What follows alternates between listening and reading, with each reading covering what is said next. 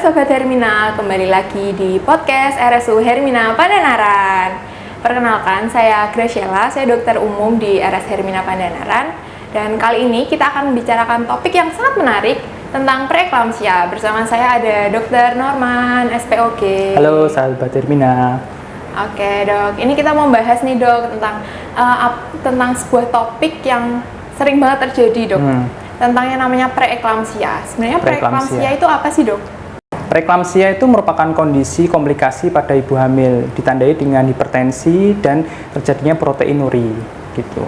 Oke, kalau tensi tinggi itu pasti preeklamsia nggak sih dok sebenarnya? Iya, preeklamsia merupakan salah satu hipertensi dalam kehamilan. Ada hipertensi yang lainnya, seperti yang pertama adalah hipertensi kronis, yaitu hipertensi yang kurang dari 20 minggu apabila ibu hamil sebelumnya sudah hipertensi, nanti waktu hamil dia mendapatkan hipertensi tapi tidak disertai dengan proteinuri, itu disebut dengan hipertensi kronis ya. Yang kedua ada superimpos preeklamsia ya. Itu juga salah satu hipertensi kurang dari 20 minggu apabila ibu sudah hipertensi kronis disertai dengan proteinuri pada saat kehamilannya, itu disebut dengan superimpos preeklamsia. Dan yang ketiga adalah gestasional hipertensi. Itu terjadi pada lebih dari 20 minggu kehamilan, namun tidak disertai dengan proteinuria. Dan yang terakhir adalah preeklamsi. Ya. Oke, kalau misalnya terjadi preeklamsi sendiri itu apakah hanya tensi tinggi dan proteinuri dok, atau ada gejala-gejala lain ya dok? Ya, ada gejala-gejala lain, yaitu seperti preeklamsia berat disertai dengan tensi lebih dari 160/110.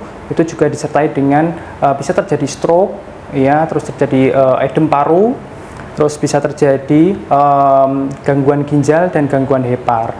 Itu pada janinnya juga bisa terjadi IUGR atau gagal tumbuh. Oke, kalau yang dinamakan eklamsi sendiri dok, apakah itu resiko selanjutnya dari preeklamsi atau sebenarnya berbeda ya dok? Ya, eklamsi itu merupakan preeklamsi yang terjadi kejang. Ya, itu merupakan komplikasi dari preeklamsia. Jadi komplikasi lain dari preeklamsia juga bisa terjadi solusio plasenta.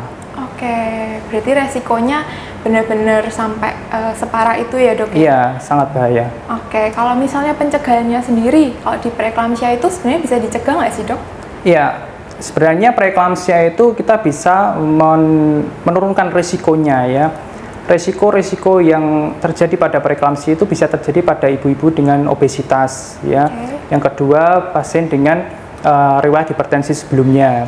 Terus yang ketiga, pada ibu yang memiliki multi gestasi atau kehamilan ganda, seperti itu. Dan kondisi-kondisi seperti anemia itu juga meningkatkan risiko terjadinya preeklamsia. Oke. Ya. Kalau misalnya yang kita kan sering dengar dok, kalau preeklamsia itu sering disebut keracunan kehamilan, itu benar nggak sih dok sebenarnya definisi itu? Iya, sebenarnya mirip ya. Memang preeklamsia itu letak patologisnya itu ada di plasentanya. Itu plasenta yang terjadi vasokonstriksi yang itu menyebabkan impaired atau gangguan pada janinnya. Oke, berarti kita sudah tahu nih tentang preeklamsia, kita juga tahu tentang resiko-resikonya dan pencegahannya.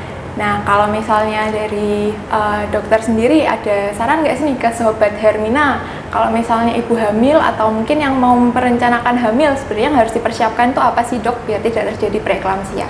Iya, khususnya pada ibu yang hamil kita harus men-screening dulu. Nah, tadi faktor risikonya salah satunya adalah obesitas. Jadi sebelum hamil berat badan harus ideal dulu, dan apabila memiliki riwayat hipertensi atau sekarang menderita hipertensi, tensinya harus bisa terkontrol, dan apabila memiliki penyakit-penyakit lain seperti diabetes juga gula darahnya juga harus terkontrol begitu. Oke, terima kasih dokter buat penjelasannya, udah mencerahkan tentang preeklamsia itu apa sih sebenarnya. Iya.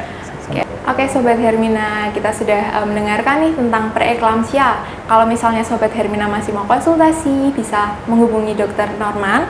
Beliau berpraktek full-timer di RS Hermina Pandanaran dari Senin sampai Minggu. Bisa melalui pendaftaran di www.herminahospitals.com atau menghubungi call center kami 1500488. Bisa juga melalui aplikasi Halo Hermina.